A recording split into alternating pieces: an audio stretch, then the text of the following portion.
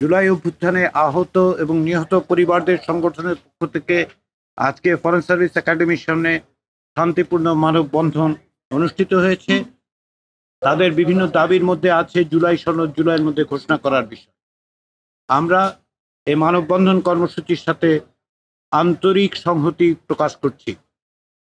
২৪-এর ঐতিহাসিক জুলাই গণঅভ্যুত্থানে আহত ও নিহত পরিবারগুলোর প্রতি আমরা গভীর শ্রদ্ধা এবং সহানুভূতি প্রকাশ করছি। জাতীয় ঐক্যমত্য কমিশন ইতিমধ্যেই জুলাই সনদ প্রণয়নের লক্ষ্যে গত ফেব্রুয়ারি থেকে কাজ করছে। রাজনৈতিক দলগুলোর সঙ্গে প্রথম এবং দ্বিতীয় পর্যায়ের আলোচনার মধ্যে দিয়ে বেশ কিছু গুরুত্বপূর্ণ বিষয়ে ইতিমধ্যেই ঐক্যমত্য হয়েছে। আমরা আশা করছি যে বাকি দিনগুলোর সংলাপে আরও কয়েকটি মৌলিক বিষয়ে ঐক্যমত্য প্রতিষ্ঠিত হবে এবং জুলাই মাসের মধ্যেই একটি জাতীয় সনদ প্রণয়ন করা সম্ভব হবে।